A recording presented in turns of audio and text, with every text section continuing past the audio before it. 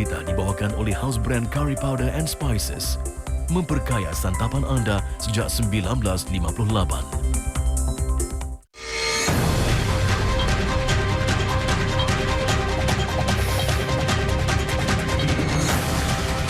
Rakyat Amerika diarah segera meninggalkan Yaman ekoran ancaman pengganas.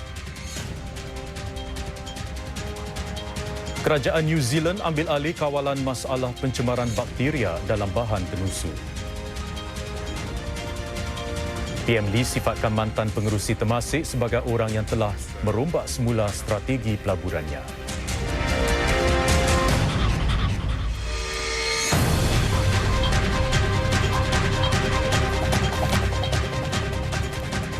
Salam sejahtera. Rakyat Amerika Syarikat di Yaman diarahkan supaya segera meninggalkan negara itu ekoran ancaman pengganas. Jabatan Negara Amerika mengeluarkan arahan itu beberapa jam lalu dan turut menjejas para pegawai Amerika yang kurang penting di Yaman. Perkembangan terbaru itu berlaku sedang Amerika terus menutup sekitar 20 kedutaannya di serata Timur Tengah dan Afrika. Kini lebih banyak perincian muncul berhubung ancaman serangan pengganas Al-Qaeda. Media Amerika melaporkan ejen risik negara itu berjaya memintas perbualan antara Ketua Al-Qaeda Ayman Az-Zawahiri dengan Ketua Al-Qaeda di Yaman. Akhbar New York Times menyatakan Az-Zawahiri minggu lalu mengarahkan Ketua Al-Qaeda bagi Jazirah Arab Nasir Al-Buhaishi supaya melancarkan serangan pada hari Ahad kemarin. CNN pula melaporkan Az-Zawahiri mengarahkan Al-Buhaishi melakukan sesuatu sehingga menyebabkan Washington dan Yaman bimbang, ianya bermakna satu serangan pasti berlaku. Akibatnya 22 kedutaan dan pejabat konsul Amerika segera ditutup dan 19 terus ditutup sehingga hujung minggu ini. Ramai anggota Dewan Senat Amerika yang ada kaitan dengan agensi risik negara itu sudah pun menyifatkan tahap ancaman kali ini sebagai sangat serius sejak serangan pengganas 11 September 2001. Kerajaan New Zealand mengambil alih kawalan cara syarikat Fonterra menangani masalah pencemaran bakteria botulisme dalam bahan tenusu keluarannya. Kebimbangan tentang pencemaran tersebut telah menyebabkan penjualan sejumlah jenama susu bayi yang menggunakan protein whey dari syarikat tenusu terkemuka New Zealand itu ditarik balik di banyak negara. Jarang sekali kerajaan New Zealand menghantar para pegawainya ke sesebuah kilang swasta seperti Fonterra. Namun langkah yang dilakukan itu dianggap wajar demi mempertahankan nama baik perusahaan tenusu New Zealand yang membentuk 25% ekspor negara itu. Kerajaan New Zealand menghantar para pegawainya ke kilang-kilang Fonterra tempatan dan Australia bagi memastikan syarikat itu telah memberi maklumat tepat tentang pencemaran bakteria botulisme di dalam produk yang digunakan untuk membuat susu bayi. Menurut pihak berkuasa, data yang diberikan Fonterra ketika bermulanya krisis pencemaran itu ternyata tidak tepat. Menurut pihak berkuasa, data yang diberikan Fonterra ketika bermulanya krisis pencemaran itu ternyata tidak tepat. Ini mencetuskan kekeliruan hingga mendorong sejumlah jenama susu bayi ditarik balik penjualannya di banyak negara dari China hingga ke Arab Saudi. Sri Lanka dan Brunei merupakan yang terkini melakukan tindakan serupa. Botulisme boleh menyebabkan kelumpuhan dan akhirnya membawa maut. Namun sejauh ini tiada laporan tentang ada bayi yang dijangkiti bakteria itu. Polis Malaysia telah menahan 3 lagi suspek berhubung pembunuhan pengasas kumpulan perbankan Arab Malaysian Hussein Ahmad Najadi. Ketua Polis Malaysia Khalid Abu Bakar berkata pihaknya kini hampir dapat menyelesaikan kes itu. Namun penembak dalam kes tersebut Kong Swee Kuan masih berleluasa. 3 suspek, seorang lelaki dan 2 orang perempuan itu ditahan semalam. 2 wanita berumur 47 dan 61 tahun itu merupakan pemegang amanah tokong Cina berhampiran tempat pembunuhan. Pada siang hari bulan lalu, Allahyarham Hussein ditembak mati dari jarak dekat di tempat letak kereta selepas keluar dari tokong Cina di lorong Silon, Kuala Lumpur. Pihak polis difahamkan mangsa terlibat dalam rundingan supaya tanah tokong itu tidak diusik, dijual atau dirobohkan. Namun polis masih menyiasat motif sebenar pembunuhan itu. Mantan pengerusi Temasek S. Danabalan membina portfolio Temasek Holdings dari $70 bilion menjadi $215 bilion dalam masa 17 tahun. Dalam majlis ulang tahun ke-39 Temasek Holdings, Perdana Menteri Lee Hsien Loong memuji-puji Encik Danabalan bukan sahaja sebagai seorang menteri yang berkebolehan dan penasihat yang bijak selama lebih 30 tahun, malah juga sebagai kawan baik dan rakan sekerja yang dipercayai. PM Lee berkata Encik Danabalan sudah merubah Temasek. Antara lain, Encik Lee berkata mantan Menteri Kabinet itu menerajui Temasek Holdings melepasi pelbagai krisis ekonomi seperti krisis keuangan Asia, krisis September 11 dan krisis ekonomi global. Beliau menambah, Encik Dana juga mencorak semula strategi pelaburan Temasek daripada yang hanya tertumpu di Singapura kepada pelaburan yang memanfaatkan enjin pertumbuhan di Singapura mahupun di Asia. Encik Danabalan malah menaikkan status antarabangsa Temasek dan sekaligus juga status Singapura. PM Lee berkata Singapura beruntung mempunyai pemimpin seperti Encik Danabalan untuk mengemudikan ehwal negara. Encik Dana jelas PM Lee seorang yang menyerahkan jiwa dan raganya kepada tugas tersebut. Mantan Menteri Pembimbing Lee Kuan Yew melancarkan sebuah buku baru bertajuk One Man's View of the World. Buku 400 muka surat ini mengandungi pandangan Encik Lee mengenai masa depan kuasa-kuasa besar dunia dan beberapa rantau lain. Selama lebih 5 dekad, Encik Lee pernah mewakili Singapura di Persada Antarabangsa sebagai Perdana Menteri, Menteri Kanan dan Menteri Pembimbing. Dalam mukadimah buku itu, Encik Lee berkata pemahaman beliau adalah berdasarkan pemerhatian dan interaksi dengan pelbagai orang sepanjang 50 tahun dalam pemerintah. Selama tempoh itu, Encik Lee berkata beliau telah menguruskan dasar luar Singapura dan bertemu ramai tokoh utama yang berpengalaman menguruskan isu-isu sejagat. Saudara, apakah sebab di sebalik melonjaknya penjualan pakaian hari raya berwarna merah tahun ini?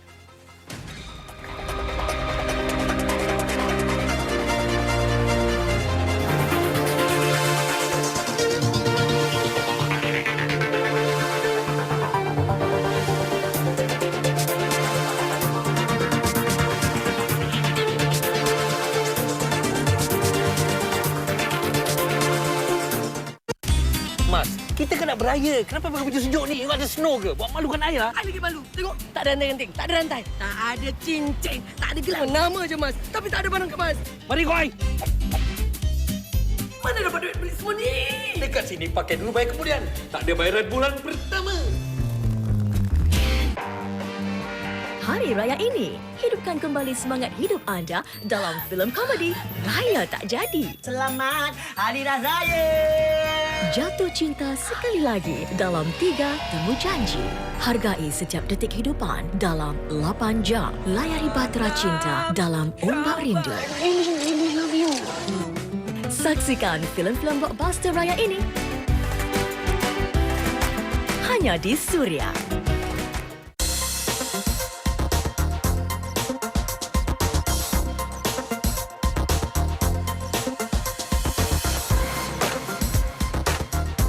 Take part in Asia's first business performance survey. Participating companies will receive a report identifying initiatives and developing strategies to improve their own businesses. Survey results will also serve as a basis for selecting the recipients of the Channel News Asia Luminary Awards 2014.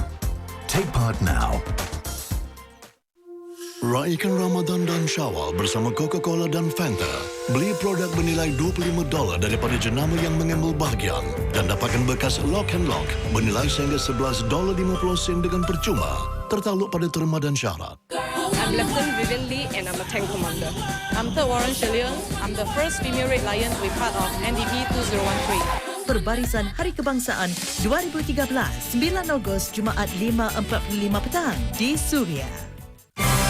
Amanat Hari Kebangsaan Perdana Menteri Lee Hsien Loong akan disiarkan pada Khamis 8 Ogos ini jam 8.30 malam di Suria. Amanat beliau dalam bahasa Melayu disampaikan Menteri Perhubungan dan Penerangan merangkap Menteri Bertanggungjawab bagi Ehwal Masyarakat Islam Dr. Yaakob Ibrahim. Anda juga boleh mengikuti amanat tersebut di laman Channel News Asia selepas disiarkan.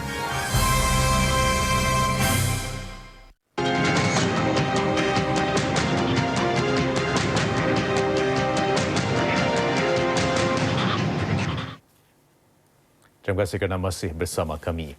Saudara, Biro Siasatan Amalan Rasuah CPIB akan mempunyai pengarah baru mulai 1 Oktober ini. Beliau ialah Encik Wong Hong Kuan yang kini Ketua Eksekutif Agensi Pembangunan Tenaga Kerja WDA. Menurut kenyataan Pejabat Perdana Menteri, sebuah panel semakan bebas telah melaporkan bahawa kesilapan penyeliaan di CPIB telah menyebabkan kelemahan dalam soal kawalan kewangannya dan dana awam mengalami kerugian. Hal itu membawa kepada tuduhan-tuduhan jenayah terhadap Edwin Yeo, seorang penolong pengarah CPIB. Kesilapan itu berlaku semasa tempoh jawatan dua pengarah CPIB, Encik So Ki Hien dan pengarah sekarang Encik Eric Tan. Kedua-dua mereka bertanggungjawab terhadap Edwin Yeo dan unitnya di dalam CPIB. Encik So dan Encik Tan telah diberi surat amaran rasmi berhubung kesilapan itu dan mereka telah memikul tanggungjawab mengenainya. Kenyataan PMO menambah, meskipun berlaku kesilapan dalam penyeliaan, Encik Eric Tan telah memberi banyak sumbangan dalam mengukuhkan CPIB. Beliau akan melakukan tugas-tugas lain di mana pengetahuan serta pengalaman beliau amat berguna. Cabaran bagi pihak tentera sekarang adalah bagaimana melatih kaki tangannya boleh bertindak dengan cepat dari segi minda dan semangat supaya mereka boleh sentiasa menyesuaikan diri. Menteri Negara Kanan Pertahanan Chan Chun Sing berkata demikian dalam acara program AS Asia Pasifik ke-15 untuk para pegawai kanan tentera. Encik Chan menambah, pertempuran di medan perang tidak akan dimenangi pihak yang paling terlatih, tetapi pihak yang dapat membuat penyesuaian terbaik dan bertahan paling lama. Menurut beliau lagi, ia bukan sahaja melibatkan pihak tentera tetapi juga masyarakat dalam menggembling semua sumber serta keperluan lain. Di situlah konsep pertahanan mutlak amat berguna. Amanat Hari Kebangsaan Perdana Menteri Lee Hsien Loong akan disiarkan Khamis ini di semua platform televisyen dan radio Mediacorp. Ucapan beliau dalam bahasa Inggeris akan disiarkan menerusi saluran Channel News Asia, Okto, saluran 5 dan juga di Radio Nitrate Live pada waktu tertera. Amanat PM Lee dalam bahasa Melayu pula akan disampaikan Menteri Perhubungan dan Penerangan merangkap Menteri Bertanggungjawab bagi Ehwal Masyarakat Islam, Dr. Yaakob Ibrahim. Ia akan disiarkan menerusi saluran Suria pada jam 8.30 malam dan di Radio Warna pada jam 9.05 malam. Amanat tersebut diulang tayang di Suria pada keesokan harinya jam 10 pagi. Teks dan klip amanat PM Lee itu juga boleh anda ikuti di laman ini selepas ia disiarkan lusa. Hari ini, saudara, lebih 200 orang menyertai upacara memperingati Hari Kebangsaan Anjuran Muiz di Hub Islam. Acara tersebut dipimpin Menteri Bertanggungjawab bagi Ehwal Masyarakat Islam, Dr. Yaakob Ibrahim. Mari kita rakyat Singapura sama-sama menuju bahagia. Upacara yang dimulakan dengan menyanyikan lagu kebangsaan ini disertai oleh para anggota lembaga pengarah dan sekitar 100 kaki tangan Muiz serta 120 pelajar Madrasah Al-Irsyad, Al-Junaid dan Al-Arabiyah.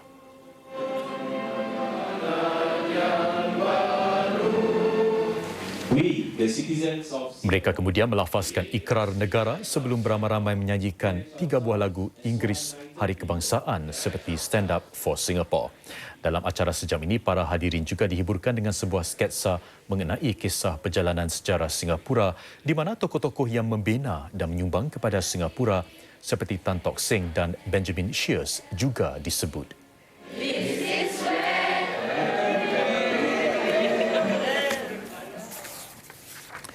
Persatuan Jamiah juga mengadakan majlis memperingati Hari Kebangsaan hari ini. Anggota Parlimen GRC Mulmin Kalang, Edwin Tong, menyertai sekitar 300 tetamu termasuk murid-murid dari 3 pusat tadika Jamiah dan para kaki tangannya dalam majlis penuh meriah ini. Para tetamu dihiburkan dengan persembahan kanak-kanak yang menyanyikan lagu-lagu Hari Kebangsaan dan Hari Raya. Dalam ucapannya, Encik Tong menghargai usaha Jamiah dalam memupuk dan menerapkan nilai-nilai murni di dalam diri anak-anak didiknya. Beliau juga menyeru lebih ramai belia supaya tampil menyumbang tenaga kepada program-program anjuran Jamiah.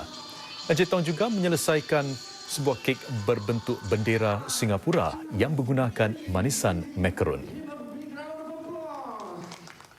Tujuan dan matlamatnya ialah untuk selain menyambut perayaan ulang tahun Singapura ini ialah juga untuk memberi peringatan terutama kepada anak-anak bagaimana generasi yang lama sebelum ini sacrifice untuk membangunkan Singapura selepas kita mencapai kemerdekaan.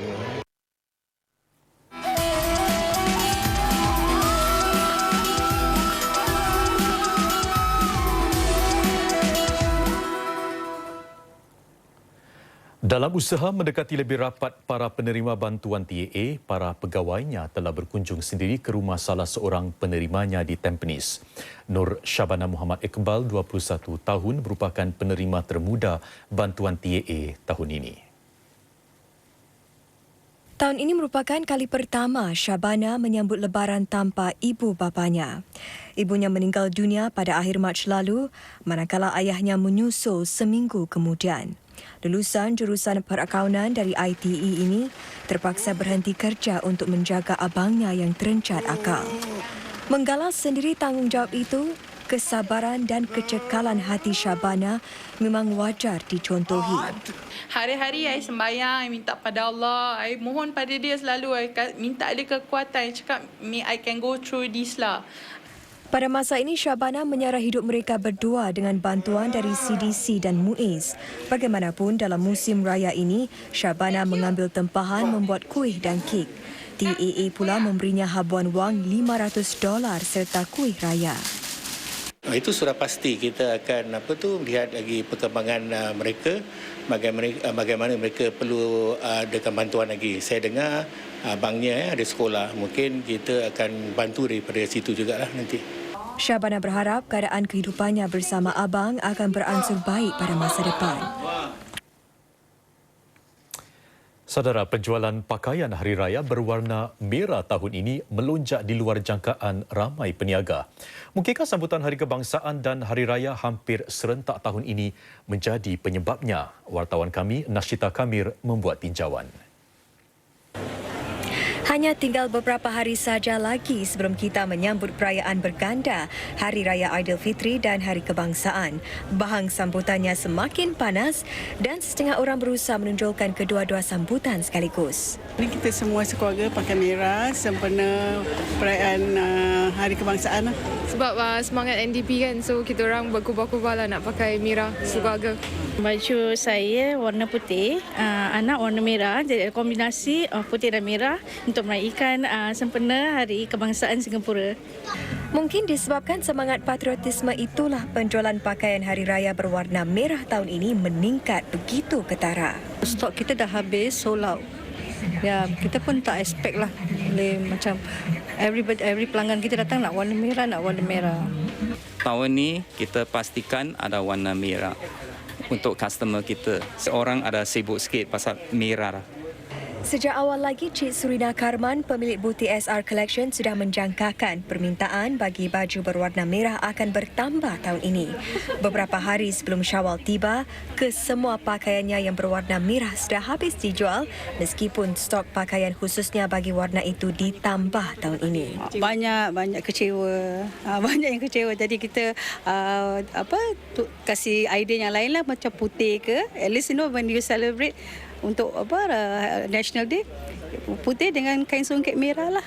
Walau bagaimanapun, orang ramai tidak perlu khawatir kerana ada banyak lagi kedai yang masih menjual pakaian dengan warna kegemaran ramai itu. Teruskan bersama kami, saudara, nanti bagi lukisan dinding yang mencatat rekod baru di dalam buku rekod Singapura.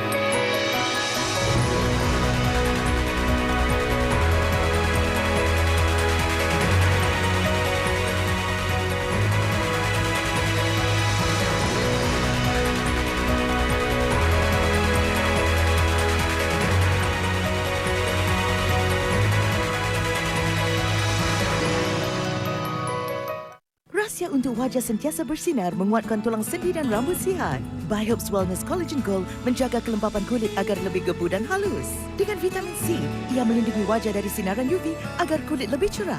Biops Wellness produk halal yang diyakini.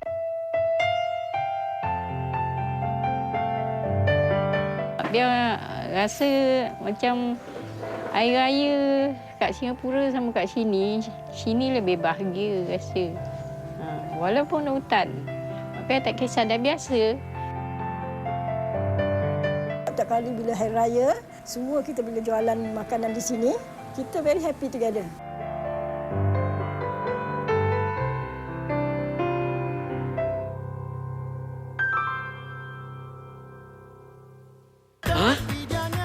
Tak boleh datang? Alamak! Macam mana aku nak berniaga macam gini? Ni apa cerita ni? Kalau projek tu tak menjadi, pakai nampak masjid ni tak beraya lah tahun ni. Janji projek masjid mesti nak jadi. Kena ada orang lain tolong. Apa, Wan? Aku nak kau jadi tukang pukul sekali. Kita tarik dia Wan corner.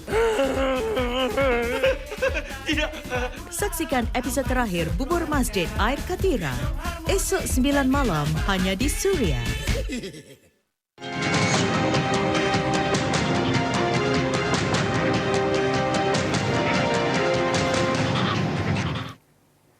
Bertemu kembali dan kami teruskan berita dengan laporan saham.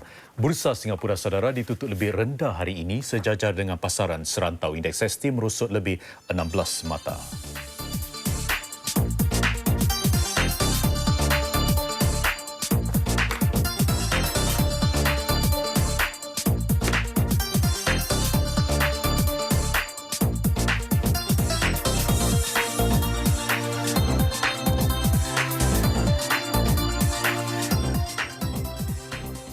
Pasukan sepak takraw negara berazam untuk menang sekurang-kurangnya sebutir pingat dalam Sukan C di Myanmar tahun ini.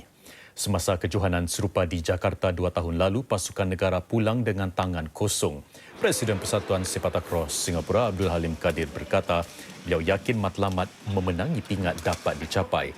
Beliau menerangkan prestasi pasukan negara di bawah bimbingan jurulatih Salih Nanang telah menunjukkan peningkatan. Proses penuh yakin kita akan dapat membawa balik sekurang-kurangnya pingat gangsa. Tetapi kami harus mendapatkan seorang pemain lagi menjadi 6 orang pemain daripada kelulusan SONOC. Kami akan berlatih dengan gigih untuk mendapatkan medal. Setidak-tidaknya bronze medal. Saya ada keyakinan sebab pemain-pemain yang ada sekarang ni adalah pemain-pemain yang bekas mewakili dalam Super Series, dalam Piala Thai King Cup. Mereka mempunyai pengalaman yang luas. Jadi dengan ini saya harap mereka dapat menunjukkan permainan yang sebaik di sana. Anugerah Planet Music tahun ini memperkenalkan kategori baru iaitu Anugerah Band Terbaik. Kesemuanya 18 kategori anugerah tempatan dan serantau bakal dipertandingkan. Selain mengiktiraf bakat-bakat muzik serantau, APM kali ini juga akan terus memberi penghargaan kepada karya pemuzik dari YouTube. Karya muzik yang dihasilkan untuk tatapan umum dari 1 Januari hingga 31 Disember 2012 layak bersaing dalam beberapa kategori anugerah. Dan penyertaan boleh dihantar melalui email tertera selewat-lewatnya pada 20 Ogos. Acara anjuran stesen-stesen Radio Mediacorp Warna dan Ria kali ke-12 ini akan berlangsung di Suntec City pada 18 Oktober 8.30 malam. Terpilih untuk dilibatkan dalam acara Perbarisan Hari Kebangsaan NDP Saudara merupakan satu peluang yang tidak akan dilepaskan ramai dan pengalaman ini pastinya sesuatu yang amat dihargai, lebih lagi jika berpeluang menyumbang tenaga bersama-sama ahli keluarga yang lain. Bagi pegawai waran kanan Rusli Tanjung, penglibatannya dalam NDP boleh dianggap sebagai satu kemestian ataupun menurutnya sudah menjadi seperti suatu tradisi sejak 3 tahun lalu. Beliau dan 2 anak lelakinya merupakan tenaga penting dalam melatih 2 kontijen sokongan pasukan berseragam. Saya rasa suasananya sedikit manis kerana pada tahun ini tahun ketiga saya dapat bersama dengan anak saya sebagai keluarga menyumbangkan tenaga untuk negara, melatih masing-masing kontijen supaya menjadi kata orang tu tugas yang baik Meskipun perlu berkorban masa dan tenaga setiap minggu sejak beberapa bulan lalu, segala pengorbanannya dianggap berbaloi kerana berpeluang memberi sumbangan kepada negara dan memastikan anak-anak didik dapat menunjukkan persembahan terbaik. Apatah lagi dapat bekerja rapat dengan anggota keluarga sendiri. Saya rasa bangga kerana saya tidak melibatkan diri saya seorang ini kali, walaupun saya sudah melibatkan diri dalam NDP untuk menjaga kontingen NCC dari 2010 hingga sekarang. Tetapi sejak 2011 saya dapat menyumbang tenaga dengan adik saya. Jadi saya rasa bangga dan sangat gembira lah. Ada teman yang saya kenal dan sungguh rapat lah. Saya sudah melibatkan diri saya di dalam NDP kali ketiga. Ini tahun ini kali ketiga untuk saya. Saya bermula di tahun 2011 sebagai contingent trainer dan dari itu saya rasa bangga dan saya hendak mewakili NCC tiap-tiap tahun. Pasukan Kadet Pertahanan Awam NCDCC dan NCC merupakan antara 25 kontingen penyokong perbarisan yang mewakili 5 tunggak pertahanan mutlak. Sebelum berpisah saudara, kita lihat dahulu lukisan dinding yang mencatat rekod baru di dalam buku rekod Singapura. Ia merupakan yang terpanjang di negara ini dan diperbuat sepenuhnya daripada bahan kitar semula. Seramai 500 pelajar serta kaki tangan dari Maktab Tengah ITE terlibat dalam membuat lukisan dinding ini bagi menyambut Hari Kebangsaan pada Jumaat ini. Sepanjang 104.8 meter, lukisan ini menggunakan 48 keping papan sempena sambutan ulang tahun negara yang ke-48. Ia memaparkan pelbagai pencapaian utama negara dari tahun 1965 hingga 2013 seperti dalam bidang pengangkutan, perubatan dan perumahan. Saksikan terus lukisan pelbagai kisah Singapura ini. Sekian berita, salam hormat.